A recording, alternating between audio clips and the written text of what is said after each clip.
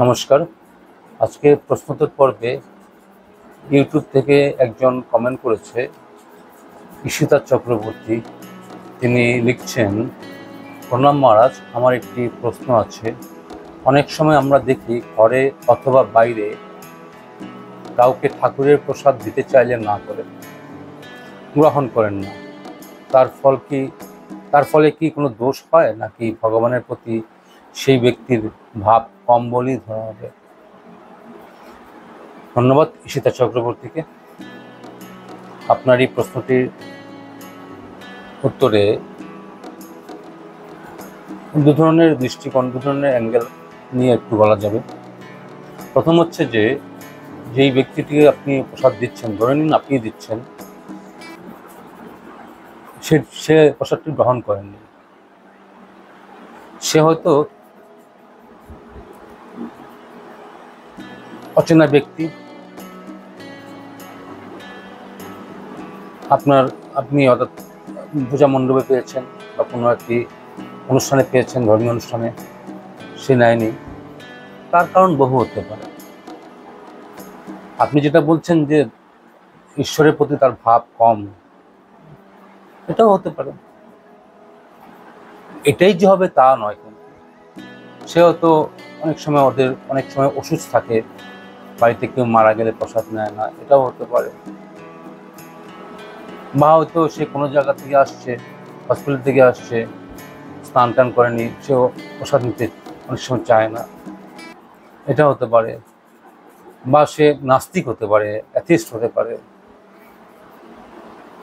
বা অনেকে অনেক আমাদের হিন্দু ধর্মের অনেক সম্প্রদায় আছে, খুব গোঁড়া, আমি নাম মেনশন করলাম না, ওনারা আবার কিছু আছে যে প্রসাদ নেয় না, অন্য জায়গায় প্রসাদ নেয় না, এই ধরনেরও আছে। এখন কি ধরনের পার্টিকুলার কোনটা, সেটা তো আপনি বলতে পারবেন না, সম্ভব না বলা।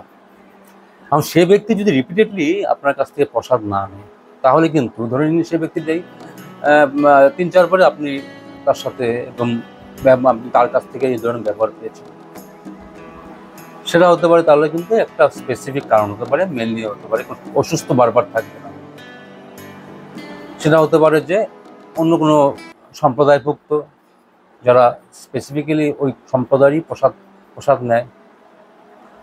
বা এটা হতে পারে যে সে নাস্তিক, এসব মানে না, এই একটা কারণ হতে পারে। বা হয়তো একদম পার্সোনাল হতে পারে, আপনার কাছ থেকে প্রসাদ নেবে এ ধরনের, তো আপনার সাথে কোনো একটা আপনার প্রতি রুষ্ট আছে, আপনার প্রতি একটু ক্ষুণ্ণ আছে, সে আপনার থেকে প্রসাদ নিচ্ছে না, এরকম হতে পারে। তো সেটা সেটা সেটা মোদ্দা কথা না। মোদ্দা কথা হচ্ছে যে কোনো সিদ্ধান্ত আসা দরকার নেই। আপনি প্রসাদ দিতে চাইছেন, বা যে আপনি যে যার হয়ে প্রশ্ন করছেন, সে যদি প্রসাদ দিতে চায়, দিয়ে যাক, সে কাজ হচ্ছে প্রসাদ দেওয়ার ব্যাপারটা। ঈশ্বরের প্রসাদ সবাই পাবে, কেউ বেশি মানুক বা নামক। আমি অ্যাপ্রোচ করতেই পারি। তুমি যদি না নয়, এটা তোমার ব্যাপার, সেটা নিয়ে আমার আর বিচার্য বিষয় নয়। তার ভাব কম কি কম না, সে কোনোভাবেই হোক।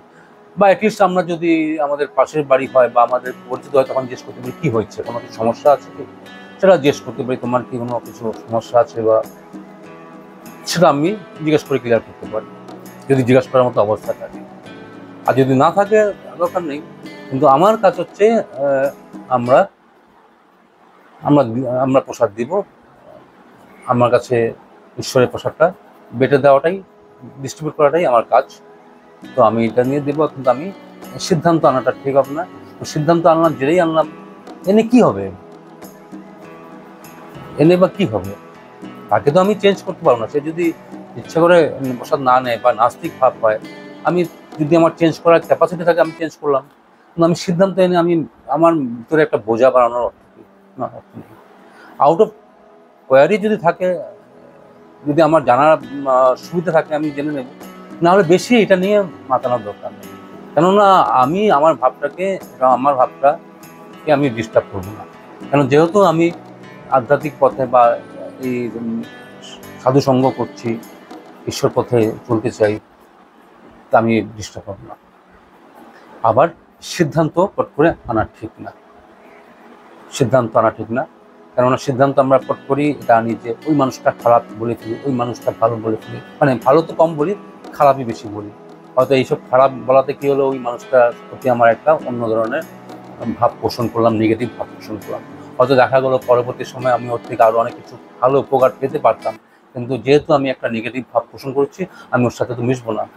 তো এই একটা ব্যাপারগুলো আছে।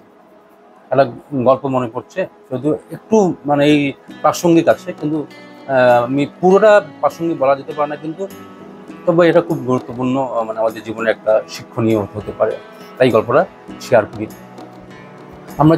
আমরা যে চটজলদি কিছু ডিসিশন নিয়ে নিই, তার সম্বন্ধে কিছু সিদ্ধান্তে চলে আসি, এটা আমাদের কাছে একটা শিক্ষা আমরা পাবো এই গল্পের মাধ্যমে।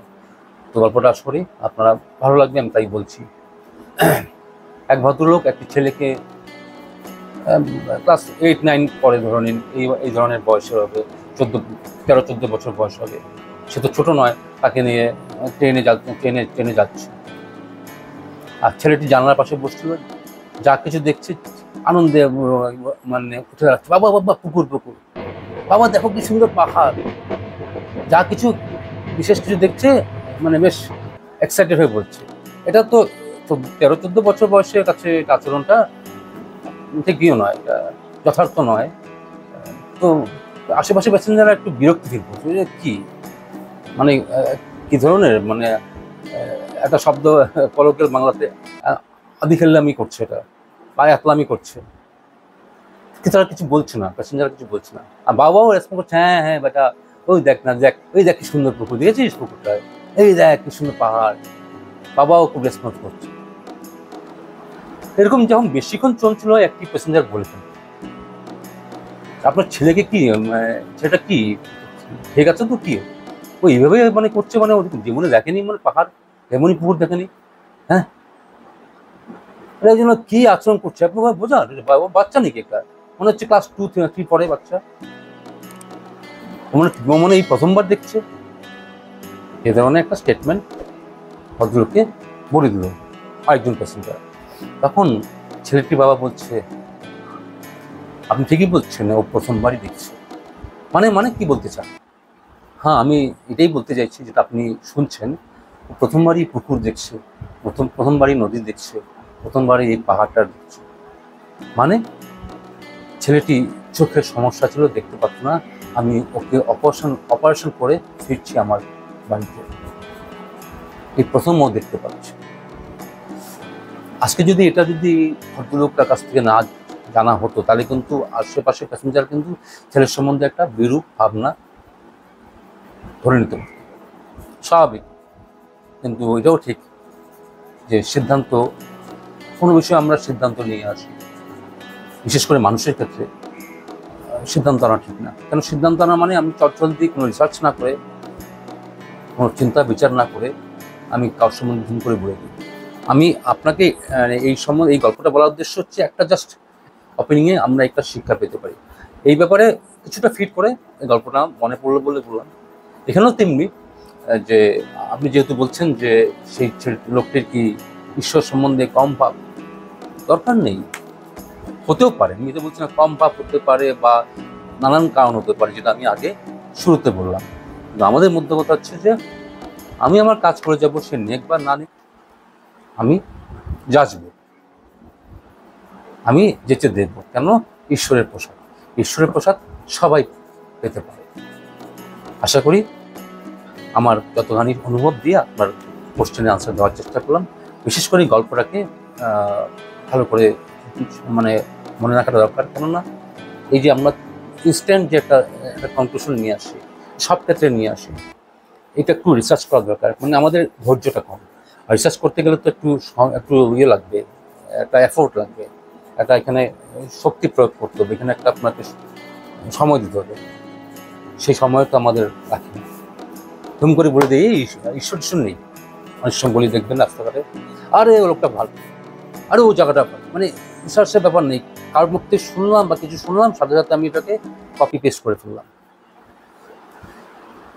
কিন্তু যারা একটু বিচক্ষণ ব্যক্তি, তারা কিন্তু একটু চিন্তা করে বলে, হট করে কপি ফরওয়ার্ড করে না, একটু চিন্তা করে।